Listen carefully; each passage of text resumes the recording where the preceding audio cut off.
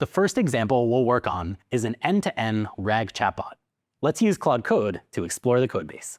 Before we start using Claude Code to write lots of code for us, let's talk about how we can use this tool to get up to speed on larger code bases. Right here, I have an application where I can chat with Claude about course materials from deep learning AI. So let's try asking an outline of a course. For example, what is the outline of the MCP Build Rich Context AI Apps with Anthropic? We'll see here that I'll get a response with quite a bit of detail around the lessons and descriptions for each of those lessons. With that in mind, let's see how we can get up to speed on the underlying code that powers this application. Back in VS Code, I have the terminal open here, and I'm going to hop into Claude Code just by typing in Claude and pressing enter. In this application, I can start chatting with my codebase. So I'm going to start with a high-level question just to give me an overview of the codebase. What we're going to see Claude Code do is agentically search over the codebase, figure out some of the most important files, and give me a description of what's happening in this application. Instead of searching through each individual file, we're going to agentically search and find the most relevant ones. So here we're going to get some information about the architecture, the key components, some of the features, and now if there are particular things I want to dig into, I can easily do that. I can also ask other higher level questions like, how are these documents processed? In this application, we're using retrieval augmented generation to fetch information about these courses. If I want to get more information about that process, I can ask a question like this one. We like to say that Claude Code is a fantastic engineer alongside you, but it's an even better explainer. So as you're getting up to speed with new code bases, with new data sets, first start using Claude Code as a way to explain things to you so that when you ask it to write code, you can have a better understanding of what's going on. Here we can see the sources in the code base that are actually splitting text into chunks, that are adding lesson context, and that are storing course metadata. This ability to quickly get up to speed with the code base, especially when you might not be familiar with the underlying technology or language, is exceptionally valuable. Instead of navigating to each of these folders and figuring out what's going on, we can ask more specific questions and even get diagrams and visualizations made for us. So the first thing I'll ask Claude is to trace the process of handling a user's query from front end to back end. You can imagine you might have some limited knowledge in one of the parts of the stack, or you're not familiar with how this is all happening. So Claude Code is going to give us quite some useful information here. What's useful when you're seeing Claude Code work is its ability to give you a bit of a to-do list so you can start to understand what's happening. At any point in time, you can press escape and guide Claude Code to follow a different set of to-dos. But in this case, I feel pretty good about what it's doing. It's going to start tracing from the front end, start following API endpoints, analyze our retrieval augmented generational system, and then figure out how to actually generate the response. It's reading the appropriate files that are handling these particular tasks and finishing up its list to give us a powerful summary. As we're in this environment, we can stay within VS Code or open up Claude Code in its own dedicated terminal instance. That's completely up to you as you're working in this application. Once it's done, we can see a very detailed path for what's happening here. Not only can I read each of these step by step, I can even ask Claude to write this to a file, but I'm seeing in quite a bit of detail what's happening on the front end with some JavaScript, what happens once that reaches my backend, what the retrieval augmented generation system is doing, how I'm generating a response, finally, how I'm searching through my vector database, how I'm filtering what's necessary, getting a response back, and then finally, sending that to the user. There's a lot that's going on in this application, and I can use Claude to dive deeper into any of those pieces. But let's just say I learned best from visualizations. So let's ask Claude to draw a diagram that illustrates this flow. We can ask Claude to draw diagrams for web visualizations.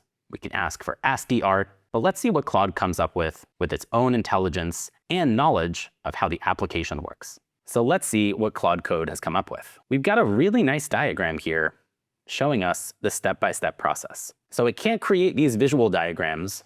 We could always ask it to use something like D3.js or recharts if we want something like a web application.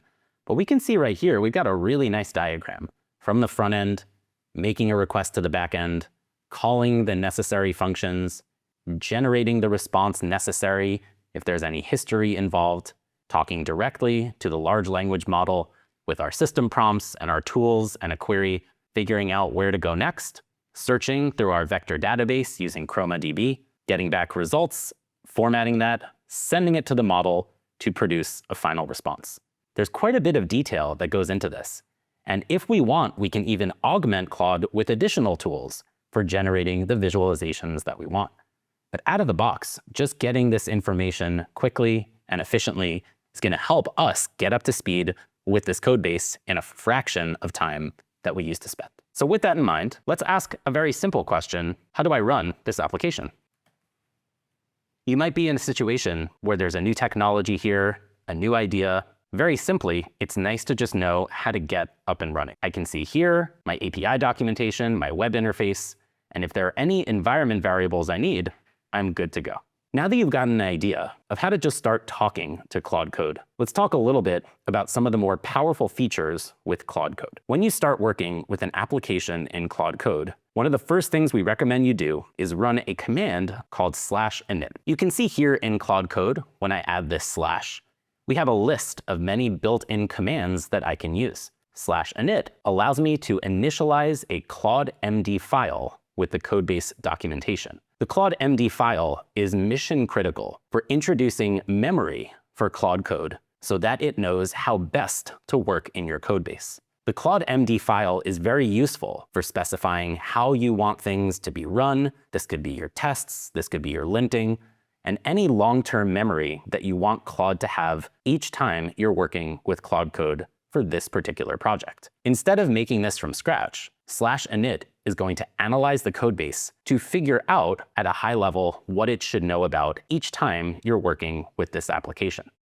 There are 3 different Claude MD files that you can make, like the one generated with /init all the way here on the left. This Claude MD file lives in your application. You can have many of them in nested subfolders, but this is shared with other engineers and committed to your version control. Another option is if you have personal instructions and customizations, things specific for your editing environment and terminal environment, you can put that in a claude.local.md file. This is git ignored and not shared with other engineers. Finally, in your home directory, in the .claude folder, you can add a Claude MD, and you can think of this like a global Claude MD for all projects on your machine. This is helpful if you want Claude to follow instructions across a wide range of projects that you build with Claude Code.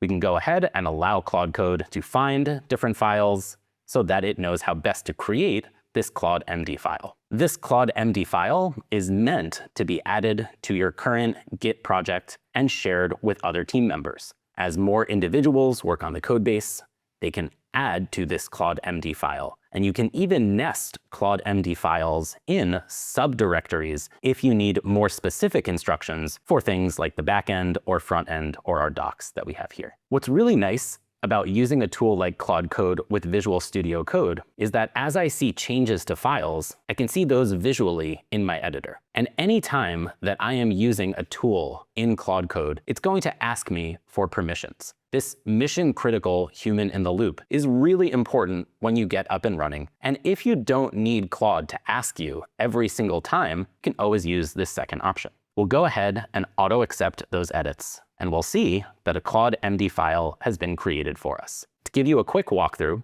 we can see it's given us a project overview, key technologies, an architectural overview, a nice little diagram here, some core components, and much more. If we want things to change to this particular Claude MD, we can easily do so. As it continues searching the codebase, it makes additional edits here to my Claude MD and gives me a summary of what's been done. When I'm using a tool like Claude Code in VS Code, I have the ability to specify which file I'm in and even get information about particular lines. To set this up, I'm going to use the /IDE command. And I can see right here that I'm connected with Visual Studio Code. Now that I'm in Visual Studio Code, we can see right here that the second that I visit a file, it's tagged right here for what's going on. This gives Claude Code the right context for which file I'm in, and if there are questions I have about that file, it makes it easier for Claude Code to identify that. If I ever want to make any changes to my Claude MD file, I can manually write that if I'd like. Or I can use a handy command to go ahead and use this pound key and directly add to memory. So I'm just going to say here, always use UV to run the server. Do not use pip directly. This is a package manager in the Python ecosystem, and I want to make sure that Claude doesn't get confused.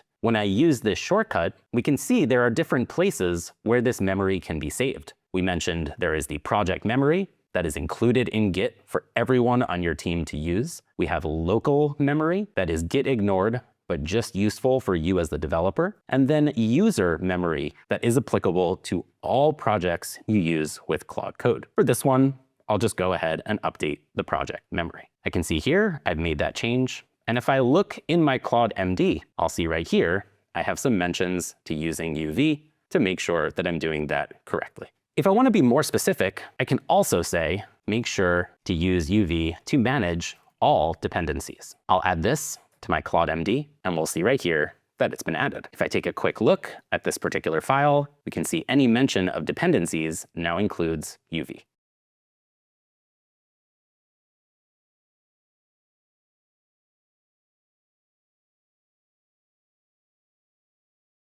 We spoke a little bit about some of the commands that are built into Claude Code, like /init. There are a couple other useful ones that I want to showcase here. And in fact, we're going to see later on in this course, we can even make our own. One of the first ones I want to walk you through is /help. This shows me right off the bat a quick description of all the commands and a quick summary. This is useful as you're getting up to speed with Claude Code. The next one I want to showcase is a command called /clear. What this allows you to do is clear the conversation history and start from scratch. This is very helpful as you shift gears and build new features. This allows you to clear the context window and start fresh. If you want to continue the conversation, have a smaller context window, but still have a summary of what's been done, we also have this command compact that allows you to clear the history, but keep a summary so that you can build off with Claude having an idea of what was done before. One more useful command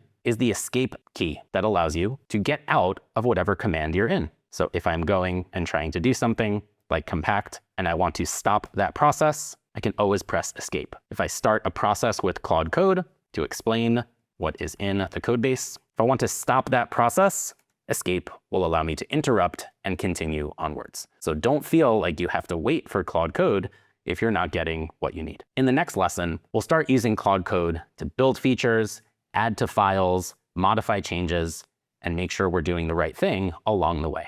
Before we hop off, one last useful piece with Claude Code is its ability to work with Git. So I've made some small changes to this application, and I want to add and commit these changes. Instead of me manually have to write the Git commands, write a descriptive commit message, we're going to actually have Claude Code do that work for us. And what's really nice is Claude Code's ability to add and commit the necessary commands. I'll go ahead and add this particular file. I'll not only commit, but you can see here, I've got this really nice descriptive commit message that's incredibly useful as we start asking Claude Code about historical changes with Git and when we push this to GitHub and other people are reading the changes we make. So we'll add and commit, and in the next lesson, we'll use Claude Code to start writing lots of things for us.